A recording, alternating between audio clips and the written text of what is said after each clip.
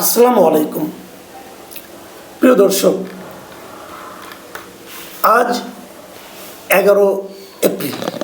গত 12 মার্চ যখন নাকি ত্রয়োদশ সংসদের প্রথম অধিবেশন শুরু হয়, সেদিনই কিন্তু অন্তর্বর্তীকালীন সরকারের যে অধ্যাদেশগুলি ছিল, মানে 133টা অধ্যাদেশ, সেগুলো সংসদে উত্থাপন করা হয়।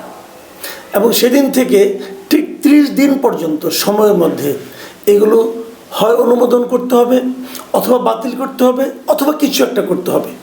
যদি অনুমোদন না হয় তাহলে সেগুলোকে, যদি উত্থাপন না হয় তাহলে সেগুলি কিন্তু বাতিল বলেই গণ্য হবে। সে বিচারে আমরা দেখলাম যে গতকালকে ছিল 30তম দিন, গতকালকে শুক্রবার। এই জন্যই কিন্তু শুক্রবার দিন জাতীয় সংসদের অধিবেশনও বসেছিল। তো কালকেই শেষ দিন ছিল বেসিক্যালি। এরপর আর কিন্তু নতুন করে আর কি এই সম্পর্কে কোনো কিছু করার নেই। এবং এদিন আমরা অনেক কিছু দেখলাম, বেশ কয়েকটা আপনার অধ্যাদেশ আলটিমেটলি উত্থাপিত হলো না, কিছু আলোচনা হলো, কিছু বাতিল হয়ে গেল। বাতিল যেগুলো হলো, মোটামুটি 13টা অধ্যাদেশ ছিল যেগুলো নাকি বাতিল হয়ে গেছে। এবং এগুলোর মধ্যে সবচেয়ে যেটা গুরুত্বপূর্ণ অনেকগুলি ছিল, সেগুলোর মধ্যে যেমন জাতীয় একটা আছে রাজস্ব নীতি ও রাজস্ব ব্যবস্থাপনা বিষয়ক 2টা অধ্যাদেশ, তারপর গুম প্রতিরোধ ও প্রতিকার সংক্রান্ত 2টা অধ্যাদেশ, দুর্নীতি দমন কমিশন অধ্যাদেশ, মাইক্রো ফাইন্যান্স ব্যাংক অধ্যাদেশ, এরকম অনেকগুলি ছিল। কিন্তু সবচেয়ে যেটা গুরুত্বপূর্ণ অধ্যাদেশ ছিল, যেটা নাকি আলটিমেটলি কার্যকারিতা হারিয়ে ফেললো, সেটা হলো গণভোট অধ্যাদেশ। এই গণভোট অধ্যাদেশটা জারি করেছিল অন্তর্বর্তীকালীন সরকার। এবং এই গণভোট অধ্যাদেশের মাধ্যমেই কিন্তু যে প্রশ্নগুলো জাতির সামনে উপস্থাপিত করা হয়েছিল যে এইগুলো নিয়ে গণভোট করতে হবে, সেই গণভোটে আমরা পরে দেখেছি যে প্রায় 70% মানুষ কিন্তু হ্যাঁ ভোট দিয়েছে, কেউ না ভোট দিয়েছে। এবং আমরা এটাও দেখেছি যে সেই গণভোটে বিএনপির নেতারাও, বিএনপির যারা নাকি আপনার মহাসচিব ছিলেন, বিএনপির চেয়ারপারসন ছিলেন, তারা নির্বাচনী প্রচারণায় গিয়ে সেই গণভোটের পক্ষে হ্যাঁ ভোট দেওয়ার জন্য জনগণকে বলেছেন। কিন্তু যখন এই অধ্যাদেশটা জুলাই সনদ বাস্তবায়ন আদেশে যে অধ্যাদেশ, যেটার মধ্যে গণভোট করার কথা বলা হয়েছে, যখন সেই অধ্যাদেশটাকে বৈধতা দেওয়ার প্রশ্ন উঠল জাতীয় সংসদে, তখন বিএনপি বলল যে এই আদেশটাই অবৈধ, তার মানে গণভোটটাই অবৈধ। আদেশটাই বলা হয়েছিল যে এর মাধ্যমে সংবিধান সংস্কারের জন্য রাষ্ট্রপতি একটা আদেশ দিয়েছিল। বিএনপির বক্তব্য হলো যে যখন নাকি সংসদ না থাকবে তখন রাষ্ট্রপতি অবশ্যই কিছু অধ্যাদেশ জারি করতে পারেন, কিন্তু তিনি সংবিধান সংশোধনের জন্য কোনো আদেশ দিতে পারেন না। এখন বিএনপির এই বক্তব্য কিন্তু আপনি ভুল বলতে পারবেন না। আমি নিজেও যখন গণভোট প্রথম দেওয়া হয়, যে গণভোটের কথা বলা হলো, আমি তখন থেকেই কিন্তু বলছি যে গণভোটের জন্য এইভাবে অধ্যাদেশ জারি করা যায় না। আমি একদম শুরুর দিন থেকেই বলে আসছি যে এইভাবে অধ্যাদেশ গণভোটের জন্য জারি করা যায় না। কিন্তু তারপর অন্তর্বর্তীকালীন সরকার, ডক্টর আলী রিয়াজের উনি বিখ্যাত একজন প্রতিভাবান ব্যক্তি, আইন বিশেষজ্ঞ, কী করেছেন আল্লাহ জানে, এবং তার সঙ্গে ডক্টর ইউনূস, এরা সবাই মিলে গণভোট অধ্যাদেশটা জারি করেছেন এবং সেটাকে বাস্তবায়ন করার চেষ্টা করেছেন। এর জন্য অনেক টাকা ব্যয় করেছেন। কত টাকা ব্যয় করেছেন নিশ্চয়ই আপনাদের খেয়াল আছে। ওই গণভোটের ব্যয়টা আলাদা করে করা না হলো, যেহেতু 2টো ভোট একসঙ্গে হয়েছে, এটা আলাদা করে করা না গেলেও এটুকু জানা গেছে যে ভোটের জন্য এবার অনেক ব্যয় হয়েছে। সেটা হলো আপনার 3150 কোটি টাকা কিন্তু ভোট এবং গণভোটের জন্য একটা ব্যয়ের বরাদ্দ রাখা হয়েছিল। এবং এই টাকাটা ভোটের জন্য যে ব্যয়, গণভোটের জন্য প্রায় একই ব্যয়। আপনি এটা আধা আধি ধরতে পারেন। যদি আধা আধি ধরেন, তারপরে প্রায় 1500 কোটি টাকা ব্যয় হয়েছে এই গণভোটে। কেবল এটুকুই শেষ নয়, কিন্তু তারপরে এই গণভোটের জন্য প্রচারণা চালানোর জন্য বিভিন্ন মন্ত্রণালয়কে বরাদ্দ দেওয়া হয়েছিল 140 কোটি টাকা, যে এই টাকা দিয়ে তোমরা গণভোটের পক্ষে প্রচারণা চালাবা। সেই প্রচারণা আমরা দেখেছি।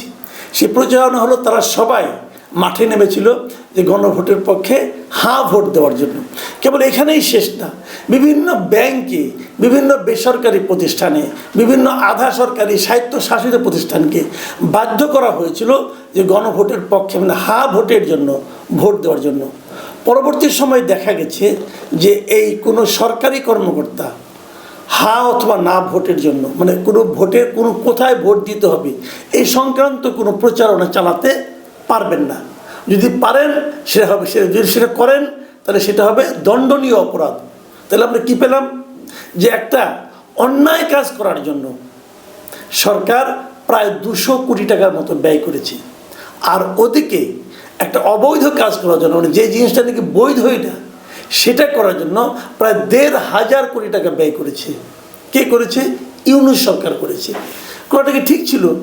তার হচ্ছে বড় কথা, এটা করাটা কি প্রয়োজন ছিল? এখন তো সেটা মানা হচ্ছে না। তারা যেটা করেছে, বিএনপি স্পষ্টতই বলেছে যে আমরা জুলাই সনদ বাস্তবায়ন করব, কিন্তু গণভোটে যেভাবে বলা হয়েছে সেভাবে আমরা করব না, আমরা আমাদের মতো করে করব। অনেকে বলছেন তাহলে 70% ভোট যে গণভোটে দিল, তাহলে এই জনগণের এই রায়ের কি কোনো মূল্য নাই? আমি আপনাকেই প্রশ্ন করি, যিনি এই অনুষ্ঠান দেখছেন তাকেই প্রশ্ন করি, গণভোটের যে 4টা প্রশ্ন ছিল, আপনি কি ওই প্রশ্নগুলো বুঝে বুঝে ভোট দিয়েছেন? Simple question. আমার জানা মতে, আমার ধারণা মতে এই গণভোটে যারা ভোট দিয়েছেন তাদের মধ্যে মানে 98% বলবো আমি, তারা বুঝেনি নাই তাদের কি ভোট দিতে হবে, কেন হা ভোট দিতে হবে, কেন না ভোট দিতে হবে। কারণ ওখানে 4টা প্রশ্ন ছিল, 4টা প্রশ্নের জন্য একটা উত্তর। এটা আসলে ইম্পসিবল। ডক্টর আলী রিয়াজও এই প্রশ্নের উত্তরে হা অথবা না কেন দিবেন বলতে পারবেন না, ব্যাখ্যা করতে পারবেন না। এখানে অনেকগুলি পরস্পর বিরোধী প্রশ্ন আছে, আপনি কোনটার উত্তর হা দিবেন, কোনটার উত্তর না দিবেন আপনি জানেন না ভাই। তো এরকম একটা কনফিউজিং জিনিস আমাদের উপর চাপিয়ে দেওয়া হয়েছে। এখন যারা বলছেন, মনে করেন জামাত ইসলাম বলছেন, এনসিপি বলছেন যে জনরায় বাস্তবায়ন করতে হবে, কেন গণভোট বাস্তবায়ন করা হবে না, এর মাধ্যমে বিএনপি গাদ্দারি করতেছে। এর মধ্যে আবার দেখলাম যে নাহিদ ইসলাম উনি বিএনপিকে রাবণের সঙ্গে তুলনা করছেন। তারপরে আবার দেখলাম যে ঢাকা বিশ্ববিদ্যালয়ের 3 জন স্টুডেন্ট এর মধ্যে আমরণ অনশনের কর্মসূচি ঘোষণা করেছেন যে গণভোটের রায় বাস্তবায়ন করতে হবে। বাট কোশ্চেনটা হলো গণভোটের রায়টা কি? গণভোটের রায়টা হলো জুলাই সনদ বাস্তবায়ন করা, এবং জুলাই সনদ বিএনপি বলছে আমরা বাস্তবায়ন করব, কিন্তু জুলাই সনদ বিএনপি কীভাবে বাস্তবায়ন করবেন সেটা নিয়েও কিন্তু একটা বিস্তর প্রবলেম আছে, বিস্তর একটা সমস্যা আছে।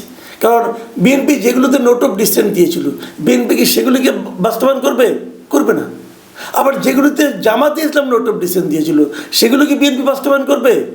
এটা নিয়ে কিন্তু একটা বিরাট একটা বিতর্ক। তো এখন এটাকে কীভাবে আপনি সমাধান করবেন? এবং চট করে যেভাবে জামাত ইসলাম এবং এনসিপি বলছে যে বিএনপি গণবিরোধী আচরণ করছে, সেটাও কতটুকু আসলে আইনসম্মত এটা নিয়েও কিন্তু প্রশ্ন উঠবে। এখন সব মিলিয়ে যে জিনিসটা বলা হচ্ছে যে পিপলস উইল, দেখেন আমি যেটা পার্সোনালি মনে করি যে এভাবে গণভোট করাই ঠিক হয় নাই, এটা প্রথম কথা। কারণ এর মাধ্যমে আপনি যেটাকে পিপলস উইল বলছেন, জনগণের প্রত্যাশা বলছেন, সেটা কতটুকু জনগণের প্রত্যাশা ছিল এটা নিয়ে আমার সন্দেহ আছে। মানুষ তো বোঝে নাই, মানুষ না বুঝে ভোট দিয়েছে, এবং সেরকমভাবে এটা করা হচ্ছে যেন মানুষ না বুঝে।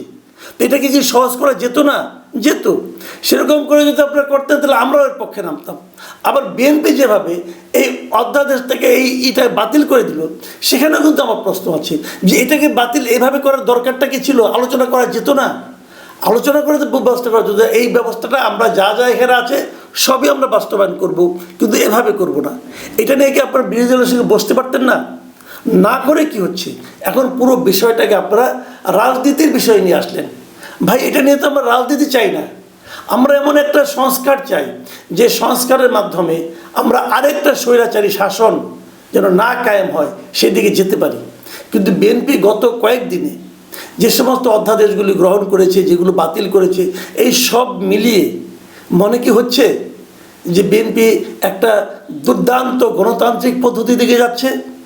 সেটাও কিন্তু মনে হচ্ছে না। আমি কিন্তু বিএনপির কর্মকাণ্ডে, বিএনপির আচরণে স্বৈরাচারী শাসনের কিছু কিছু নমুনার শুরুটা দেখতে পাচ্ছি। এটা কতদিন চলবে, কীভাবে চলবে আমি জানি না, কিন্তু একটা সরকারের বয়স 2 মাস হয়নি, এখনই যদি তাদের কর্মকাণ্ডের কারণে মানুষ আবার রাস্তায় নেমে আসে। দেখুন একটা কথা আমি বলি, বিরোধী দল বলতে এখন কারা আছে? জামাত আছে, এনসিপি আছে। জামাত তো বিএনপির একসময় পার্টনার ছিল, আওয়ামী লীগ তো নাই মাঠে। তো যেখানে আওয়ামী লীগ নাই, জামাতের মতো একটা দল বিএনপির প্রতিদ্বন্দ্বী হিসেবে আছে, তো তাদের সঙ্গে একটা শান্তিপূর্ণ সহাবস্থানে থেকে এই জুলাই সনদ বাস্তবায়ন করতে বিএনপি কেন পারল না, এটাও আমি বুঝতে পারি না। হয়তো অনেকে বলবেন যে 2 শতাধিক আসন পেয়ে গেছে, নিরঙ্কুশ সংখ্যাগরিষ্ঠতা পেয়ে গেছে, কাজে ক্ষমতার একটু দাপট তো থাকবেই। হ্যাঁ, সেটা অবশ্য কথা ঠিক, কিছুটা ক্ষমতার দাপট অবশ্যই থাকবে, কিন্তু সেই ক্ষমতার দাপট একটা জনপ্রিয় সরকারকেও কোথায় নিয়ে যায়, কোথায় নামিয়ে নিয়ে যায়, সেটা তো আমরা খুব বেশি দিন আগে না, অল্প কিছুদিন আগেও দেখেছি। কাজেই ইতিহাস থেকে সবাই আশা করি শিক্ষা নেবেন, যদিও কেউই নেয় না বলে আমরা ইতিহাসেই দেখি। প্রিয় দর্শক, এখন এ পর্যন্তই। আল্লাহ হাফেজ।